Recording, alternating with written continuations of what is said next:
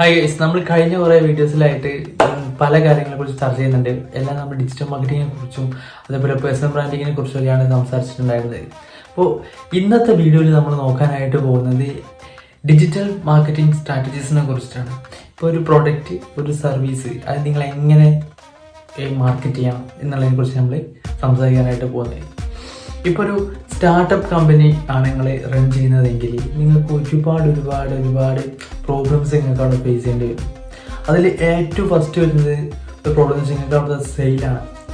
ആ സെയിൽ നിങ്ങൾക്ക് കറക്റ്റ് കിട്ടണമെന്നുണ്ടെങ്കിൽ നിങ്ങളവിടെ കറക്റ്റായിട്ടുള്ള മാർക്കറ്റിംഗ് ചെയ്താൽ മാത്രമാണ് നിങ്ങൾക്ക് എന്ത് പറ്റുള്ളൂ, സെയിൽ കിട്ടാനായിട്ട് പോകുന്നത്. ഓക്കെ, അപ്പോൾ അതിന് വേണ്ടിയിട്ട് നമുക്ക് ഓർഗാനിക്കായിട്ട് നമ്മുടെ ഡിജിറ്റൽ പ്ലാറ്റ്ഫോംസ് യൂസ് ചെയ്തുകൊണ്ട് തന്നെ നമുക്ക് ഓർഗാനിക്കായിട്ടുള്ള ലീഡ്സ് നമുക്ക് കിട്ടുന്നതിന്, അതായത് യൂട്യൂബ്, ഇൻസ്റ്റാഗ്രാം, ഫേസ്ബുക്ക് ഇതെല്ലാം ഉപയോഗിച്ചുകൊണ്ട് നമുക്ക് കിട്ടുന്നതായിരിക്കും. പക്ഷേ ഓർഗാനിക്കായിട്ട് നിങ്ങൾക്ക് ഒരു ലീഡ് കിട്ടണം എന്നുണ്ടെങ്കിൽ നിങ്ങൾക്കത് നിങ്ങൾ സ്റ്റാർട്ട് ചെയ്ത് 1 മാസം 2 മാസം കൊണ്ടൊന്നും നിങ്ങൾക്ക് ഉറപ്പാണ് ഒരുപാട് ആളുകൾ ചാടിക്കയറി വരില്ല. ഓക്കെ, പക്ഷേ നിങ്ങൾക്ക് കറക്റ്റ് പ്രോപ്പറായിട്ട് കൺസിസ്റ്റൻ്റ് ആയിട്ട് നിങ്ങളെ ആ ഡിജിറ്റൽ പ്ലാറ്റ്ഫോംസ് യൂസ് ചെയ്യാന്നുണ്ടെങ്കിൽ നിങ്ങൾക്ക് ഉറപ്പാണ് അടുത്തൊരു 1 ഇയറിനുള്ളിൽ കറക്റ്റായിട്ടുള്ള റിസൾട്ട് നിങ്ങളുടെ ബിസിനസ്സിൽ ഉണ്ടാവുന്നതായിരിക്കും. അതായത് ഈ പറയുന്ന ഓർഗാനിക് ആയിട്ടുള്ള ലീഡ്സ് നിങ്ങളുടെ അടുത്ത് വരുന്നതായിരിക്കും. ഓക്കെ, പിന്നെ നമുക്ക് വരുന്നത് പെയ്ഡ് ലീഡ്സ് ആണ്. അതായത് പെയ്ഡ് അഡ്വർടൈസ്മെൻറ്റ്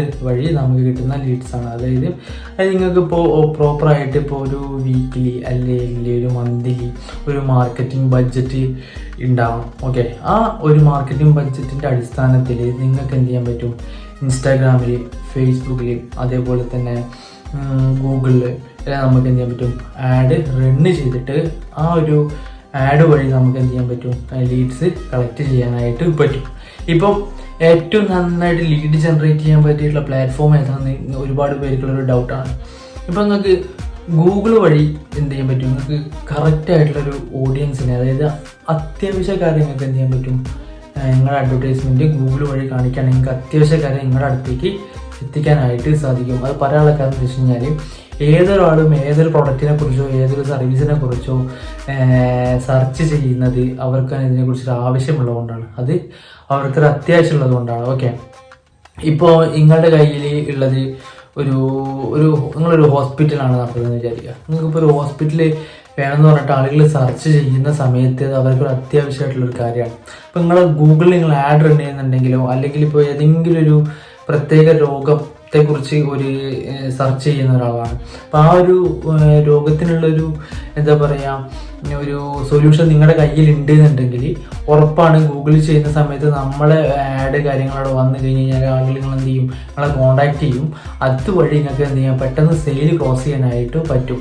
ഇത് ഈ ഒരു മേഖലയിൽ മാത്രമല്ല ഏത് മേഖലയിലും ഈ ഒരു മെത്തേഡ് ഓക്കെയാണ്. ഓക്കെ, നല്ല രീതിയിലുള്ള ലീഡ്സും കിട്ടും, അതേപോലെ തന്നെ സെയിലും ക്ലോസ് ചെയ്യാൻ എളുപ്പമാണ്.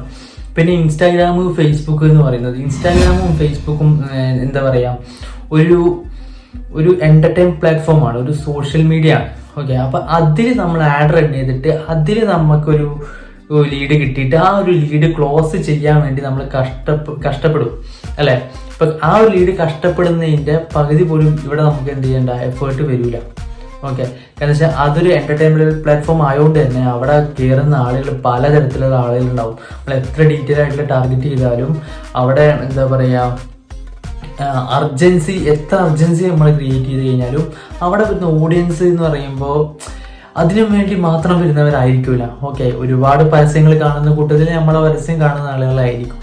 ഓക്കെ, അപ്പോൾ അവിടെ നിങ്ങൾക്ക് സെയിൽ ക്ലോസ് ചെയ്യാൻ ഗൂഗിൾ എന്ന് പറയുന്ന ഒരു പ്ലാറ്റ്ഫോമിനെ അപേക്ഷിച്ച് കുറവായിരിക്കും. ഓക്കെ, പക്ഷെ ഇത് പ്രോപ്പറായിട്ട് ഉപയോഗിച്ച് കഴിഞ്ഞാൽ രണ്ടും നമുക്ക് ആവശ്യമാണ്. പ്രോപ്പറായിട്ട് രണ്ടും ഉപയോഗിച്ച് കഴിഞ്ഞാൽ അതിൻ്റെ റിസൾട്ട് നമുക്ക് ഉണ്ടാകുന്നതായിരിക്കും. പിന്നെ പലരും ഇത് പറയില്ല, സോഷ്യൽ മീഡിയ മാർക്കറ്റിംഗ്, ഇപ്പോൾ പല ആഡ്സ് നിങ്ങൾ തന്നെ കണ്ടിട്ടുണ്ടാവും. സോഷ്യൽ മീഡിയ മാർക്കറ്റിംഗ് ചെയ്ത് കഴിഞ്ഞാൽ നിങ്ങൾ ഇങ്ങനെ ഇത്ര ഗ്രോത്ത് വരും, അതേപോലെ ഇങ്ങനെ ഒരു എന്താ പറയുക എത്രത്തോളം സെയിലിംഗ് ഒക്കെ വരും, ആ ലീഡ്സ് വരും, അങ്ങനെയൊന്നുമില്ല. പ്രോപ്പറായിട്ട് ചെയ്യുക എന്നുള്ളതാണ് മെയിനായിട്ടുള്ള കാര്യം. പിന്നെ എപ്പോഴും ശ്രദ്ധിക്കേണ്ട ഒരു കാര്യം, നിങ്ങൾ ഇപ്പോൾ പറഞ്ഞ സോഷ്യൽ മീഡിയ വഴി നിങ്ങൾ ആഡ് റൺ ചെയ്യുന്ന സമയത്ത് ഡീറ്റെയിൽ ടാർഗറ്റിംഗ് വേണം ഉപയോഗിക്കാൻ. കാരണം എന്താ വെച്ച് കഴിഞ്ഞാൽ അതായത് അത് ഫിൽട്ടർ ചെയ്ത് നിങ്ങളെ ഓഡിയൻസിൻ്റെ ഒക്കെ എന്ത് ചെയ്യും, ആഡ് എത്തി തുടങ്ങും. പിന്നെ അതേപോലെ തന്നെ കസ്റ്റം ഓഡിയൻസിനെ നിങ്ങൾ ക്രിയേറ്റ് ചെയ്തിട്ട് എന്ത് ചെയ്യണം, ആഡ് റൺ ചെയ്യണം സോഷ്യൽ മീഡിയ വഴി. അതും കുറച്ചുകൂടെ ഫിൽറ്റർ ചെയ്ത് നമ്മളോട് ഇൻട്രസ്റ്റ് ആളുകളിലേക്ക് മാത്രം എന്ത് ചെയ്യും, ആഡ് എത്തും.